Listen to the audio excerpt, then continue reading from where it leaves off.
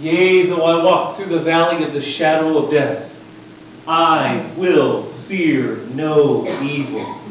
For Lord, you are with me. Your rod and your staff, they comfort me.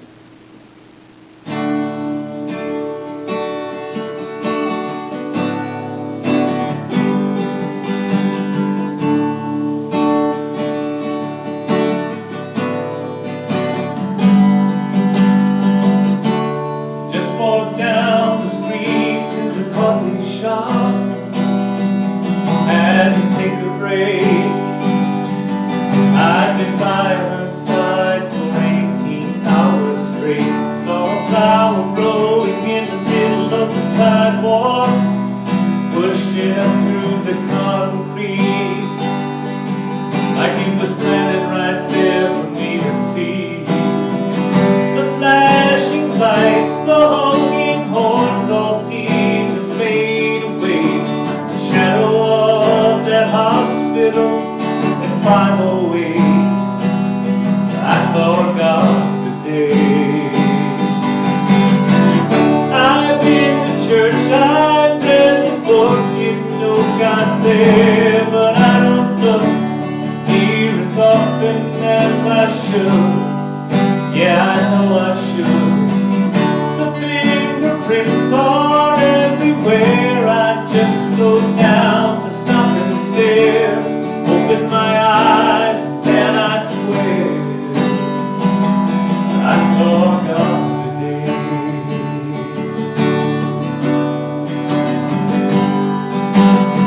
Saw a couple walking by. They were holding hands. Man, she had that glow.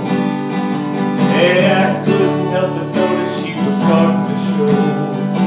Stood there for a minute, taking in the sky, lost in that sunset. Splash of amber melted in the shades of red. I've been to church, I've read the book, I know God there, but I don't look here as often as I should. Yeah, I know I should. The fingerprints are everywhere. I just slow down to stop and stare. Open my eyes and I swear I saw God there.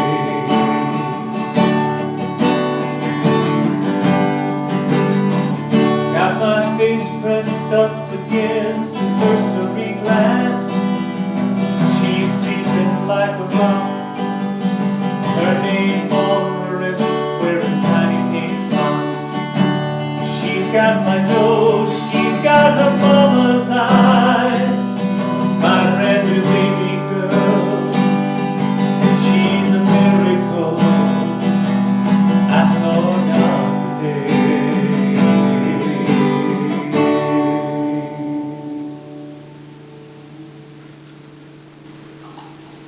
Even though I walk through the valley of the shadow of death, I will fear no evil, for you are with me. Your rod and your staff, they comfort me. So where is God? Where is God not? In unity, it's the omni-three. Omnipotent, all-powerful.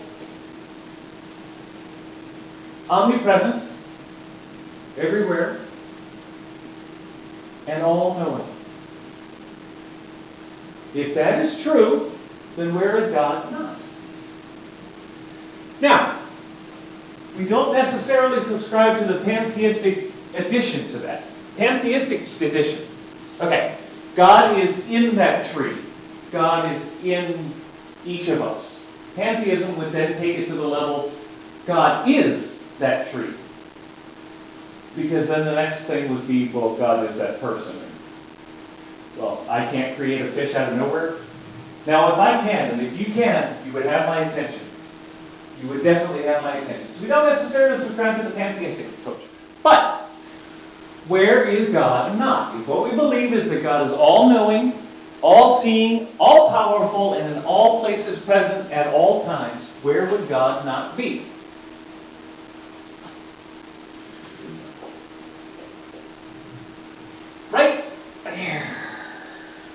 And it's not that God is not there, she is everywhere. But man, we will throw up some roadblocks to that thought. That person's trying to take advantage of me. I want to get it. Not a very God thought. That person that I'm looking at in the mirror, what a waste of humanity. I can't believe I'm still breathing. What was I thinking? I make no contributions to this world. Now I know that sounds kind of harsh. And I know that no one in here thinks that. But I promise you there are those that do. They wake up in the morning looking for a reason why they should continue through the day because they don't even see value in themselves.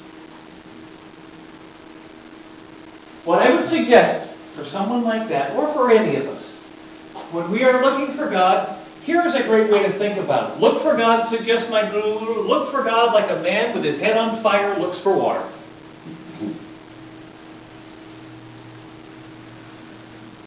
That's a pretty easy image to grasp. Ah! Okay? What we need to understand, if we believe that we are children of God, and if we believe that God does not make junk, then we have to understand that that is true for the people that we see, including ourselves in the mirror. We have to believe that. And we have to act as if that is true. It's going to require stretching. It's going to require looking at someone that is really making you crazy and taking just a moment to sit and listen to what they have to say because they might have something to tell. Okay? Love your neighbor as yourself. Okay? Now what I'm not saying is turn yourself into a doormat that submits to the will of everyone around you. I am not saying that, and I'm not suggesting that, and that would absolutely be the not way to not way. Oh, I gotta Google English. Okay. That is not what I'm saying at all. Okay? Everyone in here has value. Okay? Everyone that we talk to has value. We must understand that the conversation is the important one. Right now with this political campaign that is running rampant through 140 fights at a time on Twitter, it's kind of silly. And honestly, for me, it's kind of embarrassing. Because I'm thinking there are people in other countries in the world that say, these are the smart ones? This is the superpower? And this is the way they treat their presidential candidates? Wow. And this is how the presidential candidates treat each other? Okay? You can't get into that. You can't engage. We need to focus on where our feet are. Where are our feet? That is the world that we make a difference. Where our feet are, that's important. Where can I go from your spirit, Lord? Or where can I flee from your presence? Where can we go? Can't. God's presence is everywhere.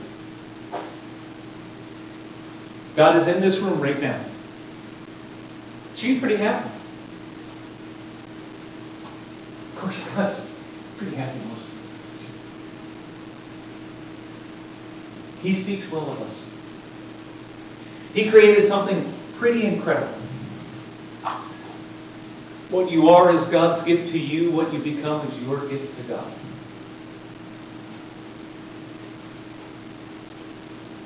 God made us as a perfect expression of His love.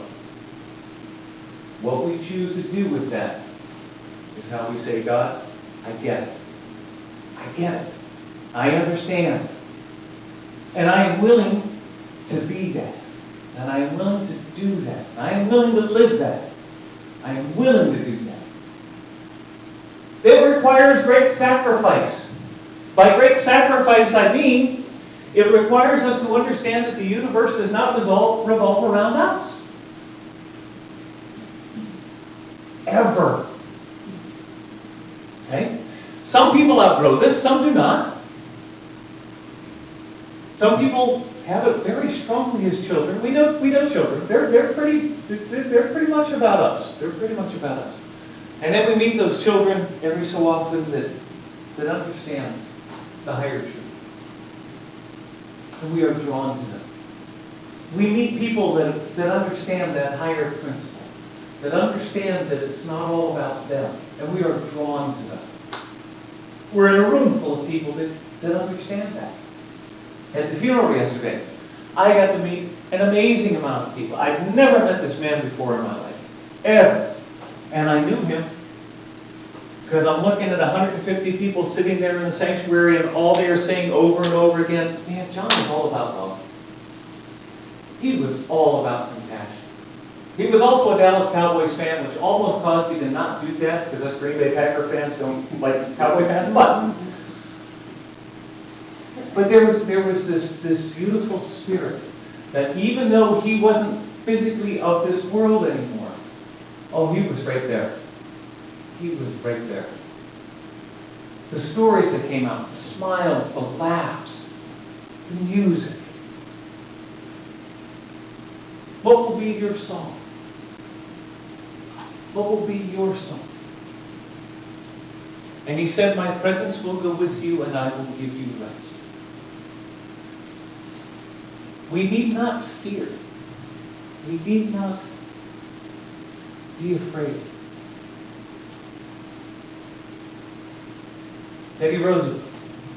FDR, the other Roosevelt. The only thing we have to fear is fear itself. Fear is a self-created thing.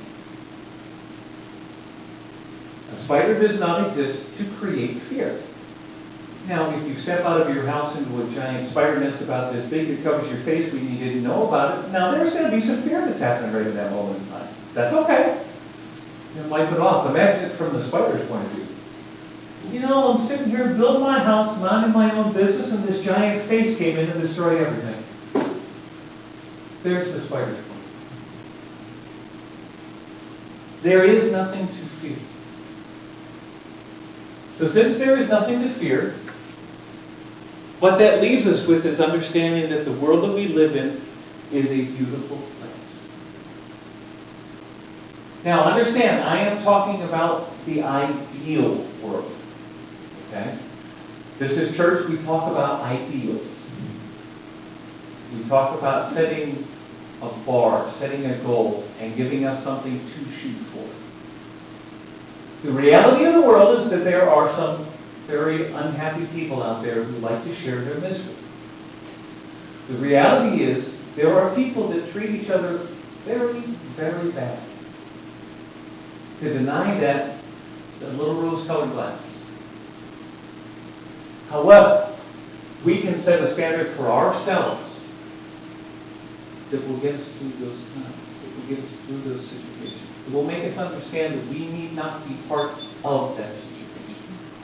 We just need to walk around and look for beauty. What does beauty look like? How many different ways does beauty exist? The Christian does not think God will love us because we are good, but that God will make us good because He loves us. Now, what's really interesting is that it's C.S. Lewis, who was a devout atheist. And yet, take a little comment. So we have come to know and to believe that love that God has for us, God is love, and whoever abides in love abides in God, and God abides in him. This is what we're talking about with God's omnipresence. When we come from a place of love, God's love abides in us, and we abide in God. This is the omnipresence. How do we do that? We do that by being the best us that we ever can possibly be, as often as we can. Understanding it's not going to happen all the time. And still, we should try. We should strive. We should make the effort. It is worth doing. So what inspires us? What inspires you? What is it about your life? What is it that you see? What is it that you smell? What is it that you taste? What is it that you hear that inspires you? What lifts you? What raises you? Life is a series of self-assessments. Over and over, we must look at ourselves and say, what have I learned today? Or what do I know today that I didn't know before that makes me think something a little different? What do I know? And the only way that can happen is we have to be willing to absorb the beauty that surrounds us all the time. We must walk through the world seeing the beauty that exists.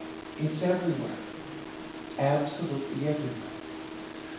Often the images are flowers and birds, trees. One of my jobs here, one of the things that I see that is a thing of beauty, a clean toilet. And ladies, any of you that have ever used a toilet in a public place, you understand what a thing of beauty a clean toilet can be. Because when it's not, that's an ugly, ugly thing. A clean countertop. A little child just wandering around screaming for absolutely no reason is a beautiful thing. Now there's a reason. We just don't know what it is, and they're not just too verbal at that point in time. Absolutely. Have you ever been so tired and you just yawn, and your whole head just feels like it explodes, and you can feel this energy just radiating down your entire body? Isn't that a beautiful thing? When the car starts in the morning and you don't have to worry about it not starting, that's a beautiful thing.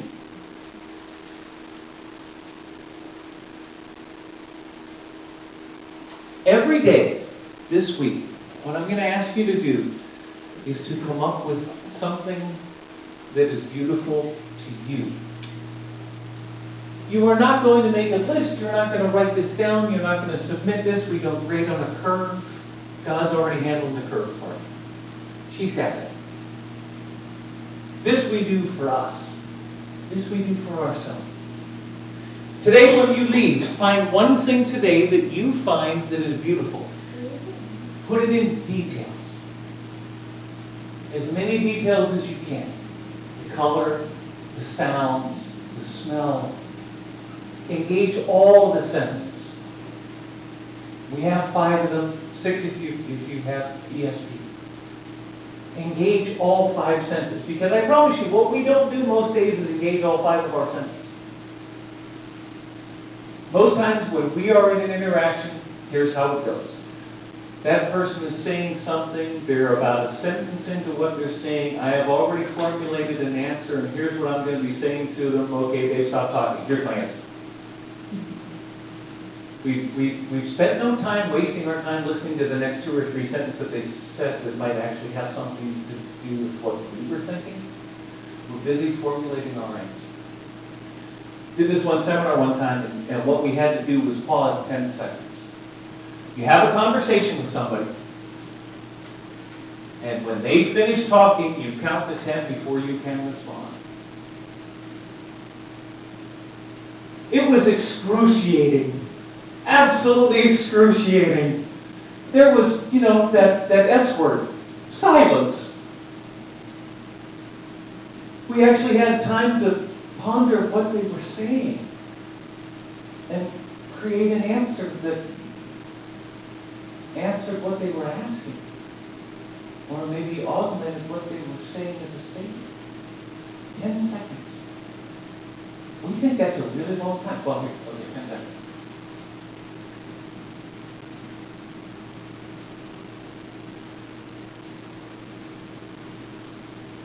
Now, how many times have you ever been in a conversation where it waited that long between statements? Recently. 10 seconds. Isn't that remarkable? To think of what can happen in 10 seconds. What's possible in 10 seconds? What can happen in 10 seconds? Watching the news today. It's a guy jumped out of an airplane without a parachute. 25,000 feet up. No parachute, no balloon, none of those glide suits.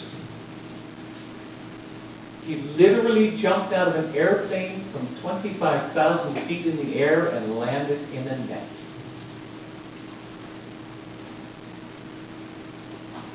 Now, you all know my understanding about jumping out of perfectly good airplanes. That makes no sense to me anyway.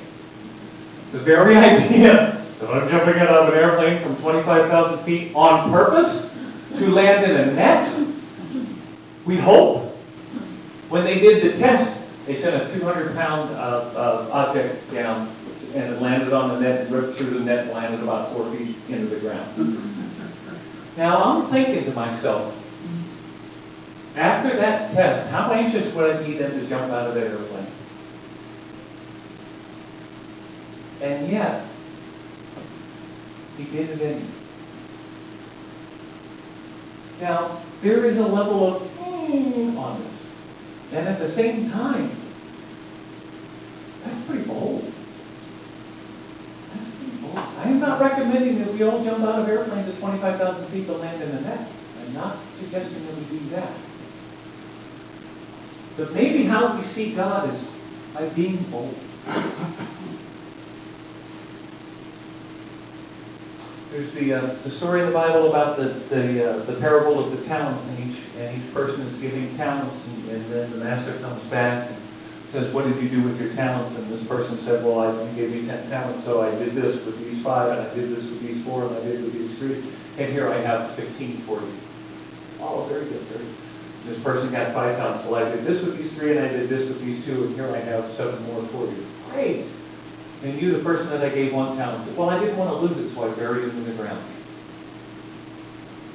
You missed the point. You missed the point. Now, Erma Bombeck gets the point.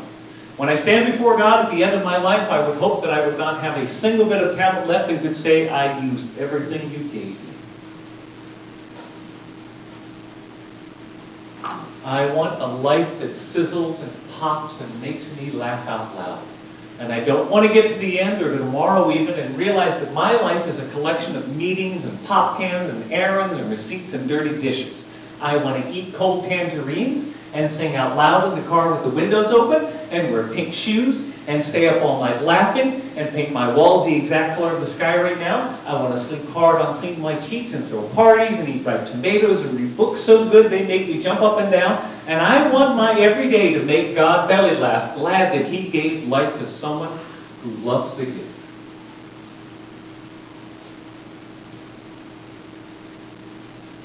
When it comes time, how do we want to go into it?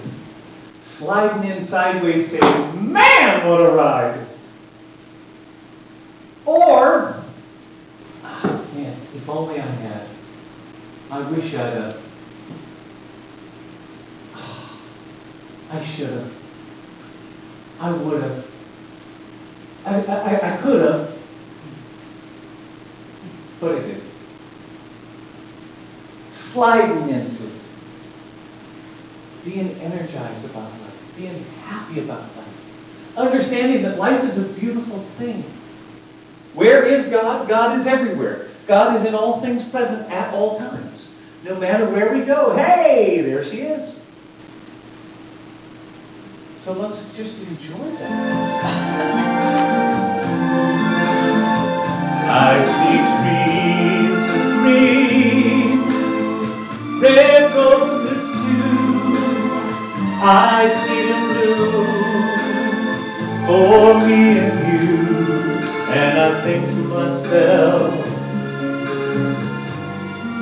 what a wonderful world. I see skies of blue, clouds of white, bright blessed day and the dark sacred night, and I think to myself, what a wonderful world.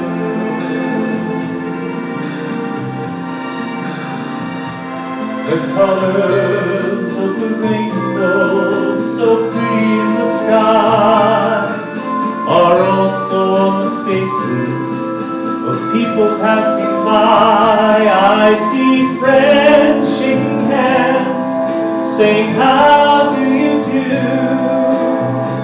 They're really saying, I love you. I hear babies cry, I watch them grow. They'll learn much more than I will ever know. And I think to myself, what a wonderful world. Yes, I think to myself, what a wonderful world.